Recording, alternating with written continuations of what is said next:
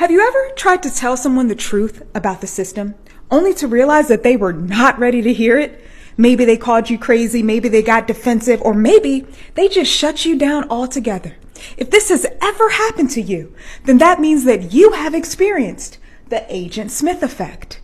The Agent Smith effect occurs when a member of society defends its social constructs by invalidating the idea that they are in fact socially constructed. For example, pink being for girls and blue being for boys is a socially constructed idea because in reality, these are just meaningless colors. It is our society that assigns meaning to them. Or another example, December 25th being a holiday is a socially constructed idea because in reality, it's just another day. It is our society that decides that that day is special, and so it is. As my husband says, a shared delusion becomes reality.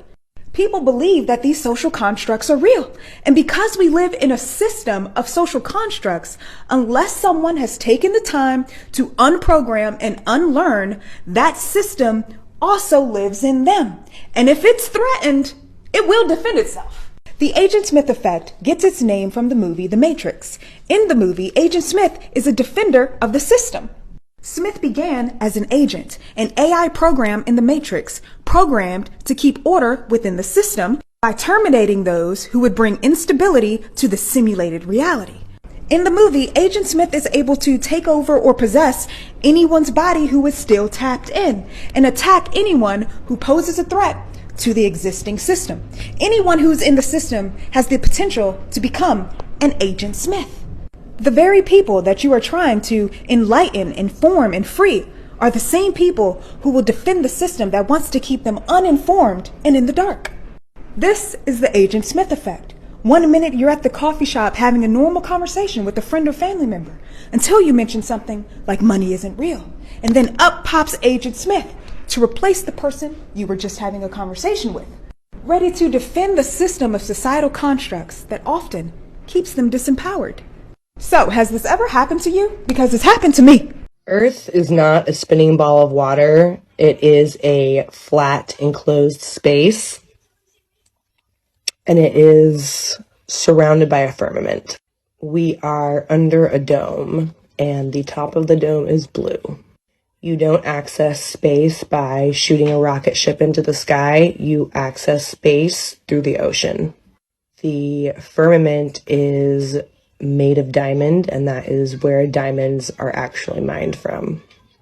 Dragons and giants were actually real, and dinosaurs are made up hoax. Many animals and plants in the natural world are actually man-made creations.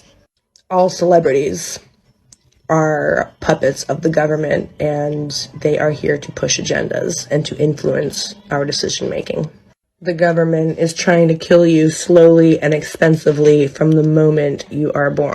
There's a theory that we haven't ever been to outer space because of the transparent barrier that surrounds our entire world, and that past this barrier isn't open space or a vacuum, but water.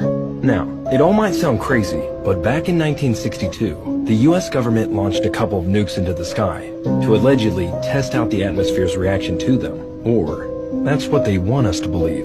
But some say they were actually trying to see if they could crack that invisible barrier. Ironically enough, this program was called Operation Fishbowl. This theory is further speculated, as many have said that if you look at the stars with your own eyes, or zoom in on them with a camera, it seems to be twinkling or shining through a liquid-like substance. As rocket enthusiasts have observed, that rockets we have launched do seem to hit an invisible ceiling that causes a ripple-like effect that you would see in water. The infinite ice wall that surrounds the flat Earth.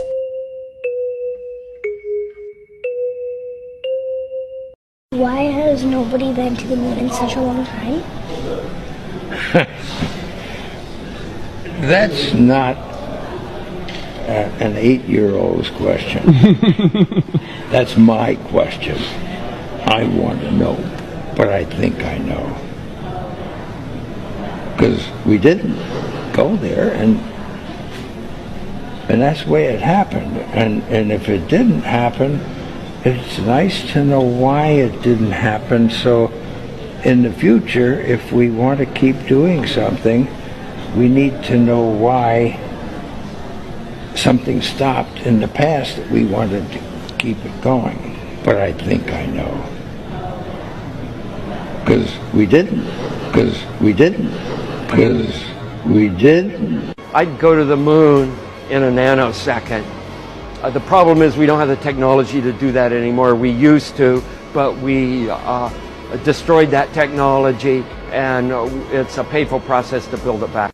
Okay, I absolutely understand that everyone has their own set of beliefs and what they follow, and I respect that. But in my own opinion, I think that not believing in a creator is the most ignorant way that you could go about life. So you think that we are just a meaningless and accidental speck in the universe that just happened to gain consciousness and awareness somewhere along the path of evolution? That is exactly what the elite in power want us to think, because if we actually woke up and realized that we were created for a purpose and a reason, then it would unite us all and their whole game would be over. The easiest way for them to control us is to convince us that we are and always have been powerless. We have way more power than we think, but we are divided in every aspect and poisoned from every direction to keep us from reaching our potential as a species. Why do you think that processed foods are full of chemicals? They don't even hide it, just research any of the ingredients that are listed on the back. Why do you think that every single story you see on the news is tragic and horrific? And why do you think that we are reminded every single day about how many people are dying from natural disasters or diseases? Why do you think that serial killer documentaries are pushed so hard on Netflix? They want us living in a state of fear and panic so that we don't wake up and realize what the heck is actually going on in the world. Why do you think that when you go to your doctor with symptoms, they immediately prescribe you medication without even trying to get to the root of the problem? A patient cured is a customer lost. They don't care about our health. They want you and the rest of the population hooked on medications that have hundreds of side effects for the rest of our lives. And it's a win-win for them. They keep us in a state of low vibration with these toxic medications, and they have customers for life. Do you think they keep coming out with new and improved cell phones every single year? They aren't inventing those new features. They already have that technology. They're just slowly leaking it into the public so that we always have something to look forward to. They want to keep us distracted and wanting more, because if we were actually happy with what we have, we would realize that we don't need them. Why do you think we have to go to school all day every day just to graduate and then go to our job all day every day just to exist? They purposely make it hard for us to live because they want us distracted by these surface level problems so we don't take a step back and question the system. I'm about to blow your mind. The outer core, inner core, and mantle of the Earth is a hypothesis. I've spoken to my geology professor about this. The entire concept is a hypothesis. We don't actually know. We assume that the mantle is 80% magnesium because we take samples from volcanoes and things like that. We assume that there's a liquid outer core because S waves, which can't pass through a liquid, are bouncing off somewhere random within the middle of the Earth instead of passing right through. And we assume that the outer core and the inner core is mostly iron because of the magnetic polarity of the Earth. But did you know that scientists have actually tried numerous times to dig through the crust into the mantle to find actual evidence that it exists, but we can't get there because the pressure is too much? So scientists just take these little bits and pieces of fact, put it together to form a hypothesis that we teach as fact. Alright, bro, the Earth is flat, the sun right there, and the moon right there. Ain't that joint supposed to be on the other side of the planet? Like, what? Unless we're in the dome.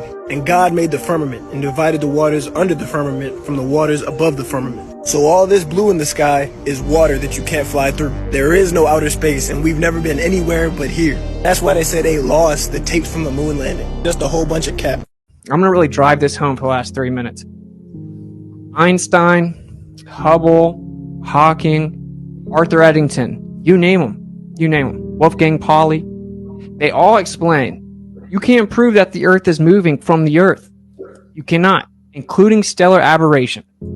And they will tell you point blank that they can create a model for you that explains alleged parallax, which doesn't actually happen, retrograde motion, stellar aberration, all in a geocentric model with the Earth stationary.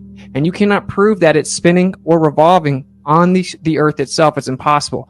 Stephen Hawking in 2007 explained it, quoting Einstein from his writings in Special and General Theory of Relativity, his paper on the combined two theories, explaining that you cannot prove that the Earth is spinning.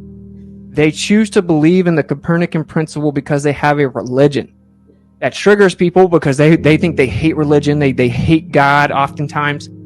But that is a religion. It's a belief system built upon the doctrine of men, void of empirical, verifiable evidence, and in fact contrary and antithetical to the actual evidence.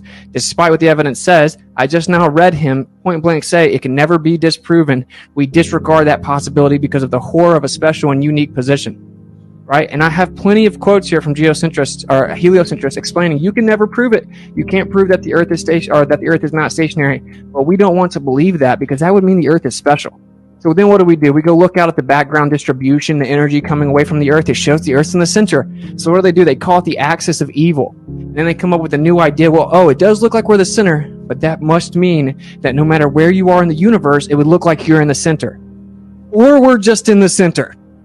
They don't want to say what it is because it has spiritual implications. It has philosophical ramifications. And that is that the Earth had to be placed there. It has a special, unique position. They want to believe that they're a tiny speck of dust in an ever-expanding universe of nothingness where everything came from nothing and there's a pre-existing energy. But let's not talk about that part. Oh, lightning struck primordial soup and all this nonsense. And you know, why? That's a good question. Probably because they're scared of like moral accountability, I would guess. But this is the point. This is the problem. It's portrayed as science, and we're brainwashed and indoctrinated with this idea as if it is science, and it's proven, and it's not questionable. And you actually go look behind the curtain, it's philosophy, and they admit it. So that's why I gave the specific quotes, and it was walked past. It's the crux of the whole issue. There is a philosophy that leads to atheism and nihilism and materialism portrayed onto the world as if it is in fact scientific fact. You can't prove that the Earth is moving. If the Earth is a ball that spins, which it objectively isn't, we falsified it, everything gives us the illusion that it's stationary. And this is what all of the astronomers and astrophysicists say that gave you the current model.